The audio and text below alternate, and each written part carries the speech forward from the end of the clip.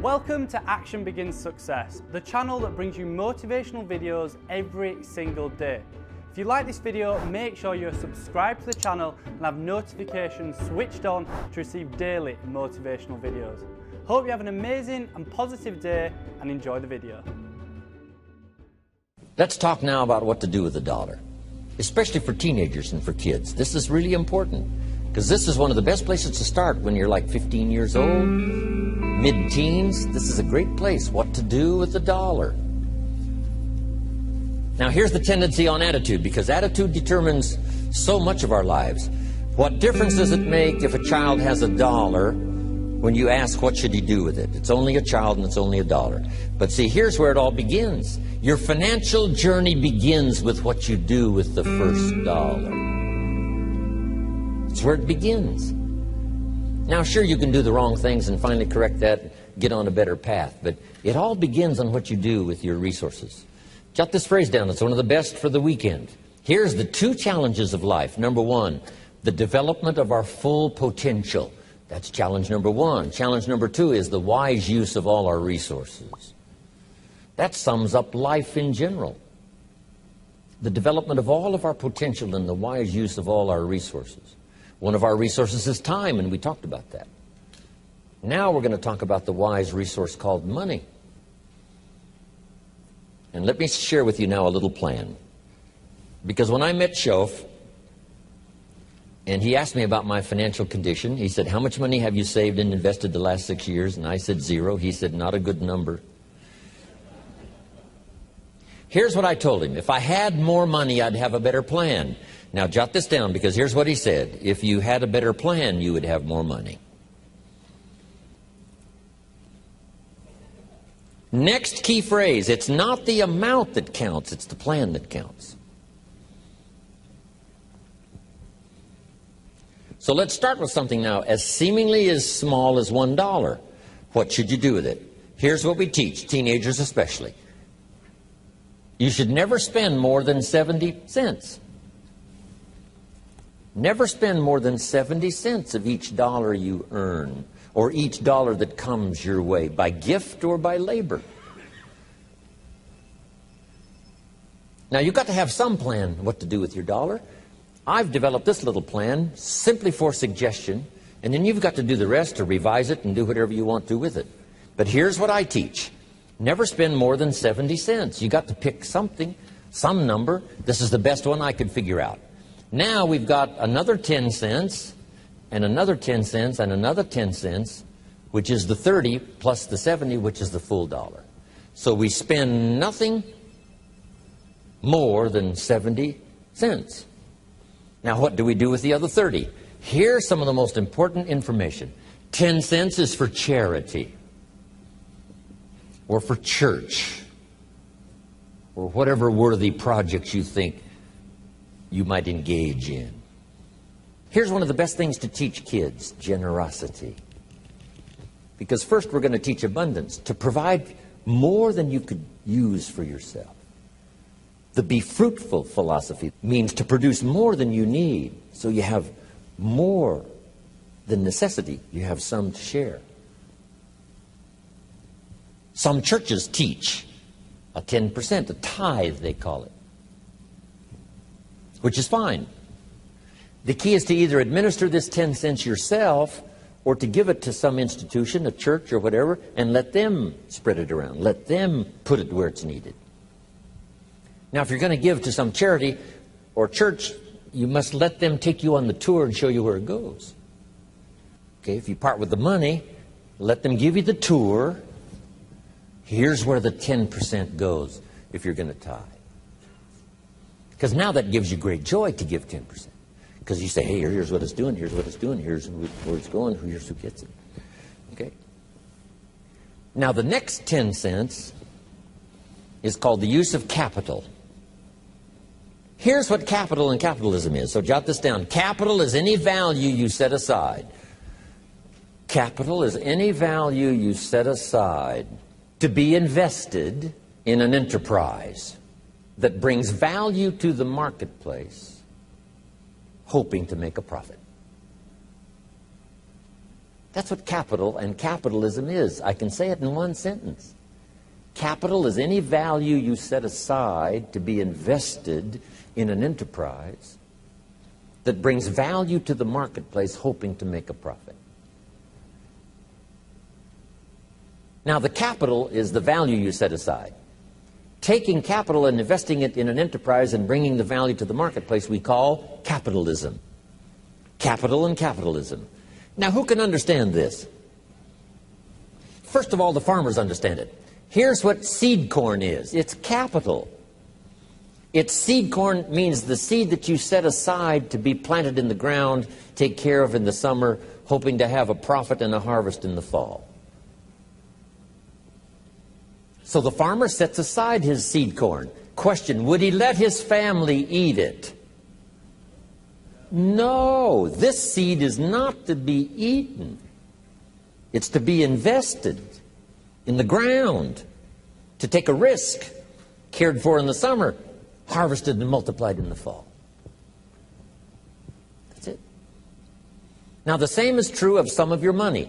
If you set aside, and I suggest, part of your capital should be set aside for an enterprise to show a profit.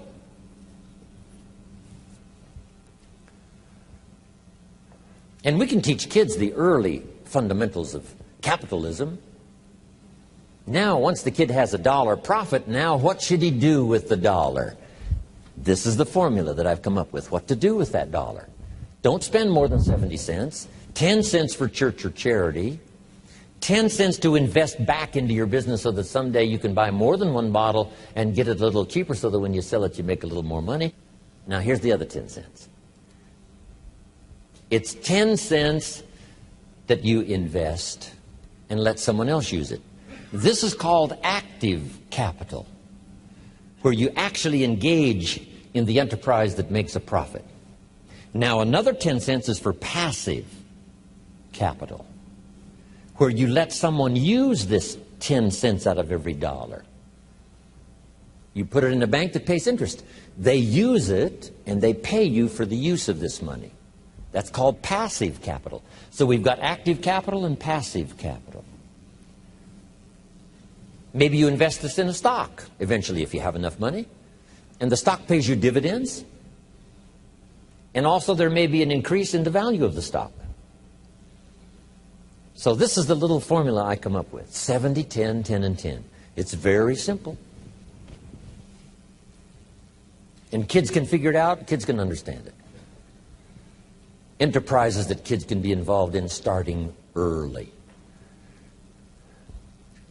Now, when you first start, if you're an adult now, you may be in such bad shape financially that you couldn't do the 70, 10, 10, and 10. If you're in real bad shape, you may have to do the 97, 1, 1, and 1.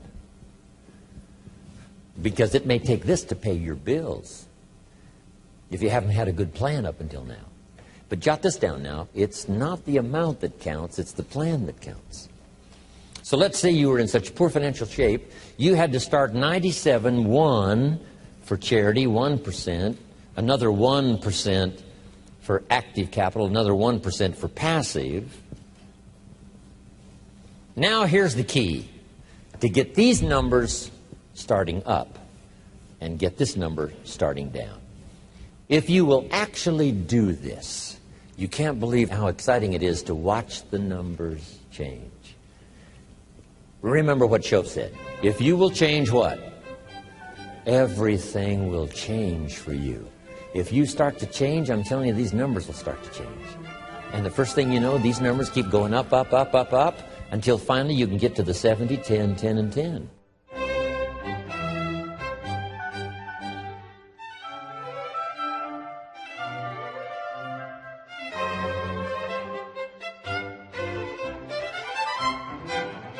When I was 25 years old, my mentor, Mr. Shoaff, said, "Show me your current financial plan for the future." And of course, I didn't have one.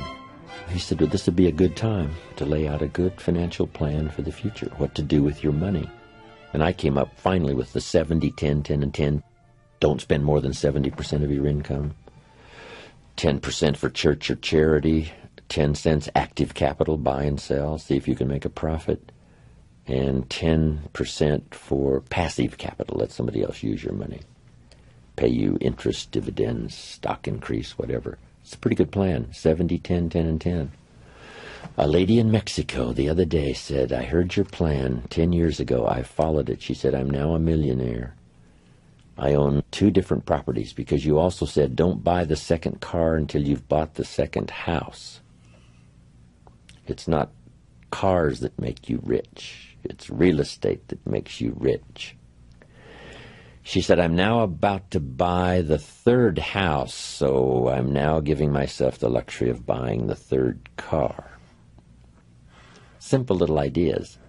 And she said, I followed the 70, 10, 10, and 10, taught it to other people. They're following it and getting great results. One thing I didn't know when I was growing up and found out at age 25, that you could work both on your living and your fortune at the same time if you had a good plan. Don't just work on your living, work on your fortune. Work on becoming financially independent. Financial independence is the ability to live from the income of your personally invested resources. And the day you can finally do that, what's exciting about that is that now you can work for joy and not for necessity. And strangely enough, you probably work a lot harder for joy than you do for necessity. I have a unique friend. He started an enterprise, and by the time he'd had it up and running about 2.5, 3 years, he didn't have to work anymore the rest of his life. So now he's financially independent. But then he created a vast fortune, that next 20 years of his life, simply because he was working for joy and not for necessity. So get to that position as quick as you can. So I'm now teaching. Work both on your living and your fortune. The reason for earning a living is to make a fortune, not necessarily from your living, but from what you earn, invested wisely. I talked to a lady the other day. She said, Mr. Rohn, I'm in real estate. I said, wonderful. How many properties do you own? She said, no, I sell real estate. I said, well, let me ask you one more time. How many properties do you own? Finally got the message across. I said, the reason for selling real estate is to earn the money to buy real estate. If you sell real estate, you make a living. If you buy real estate, you make a fortune. She said, I got the message. So don't buy the second car till you've bought the second home. Thanks for watching this Jim Rohn motivational video. Down in the description I have listed my top 5 self-improvement books, so make sure to check them out. It means the absolute world to me if you could hit the like button on this video, and if you have any questions or comments, drop them just down below. If you want to see our most recent video, click here, or for a totally random video, click here. Once again, thanks for watching, and I will see you in the next one.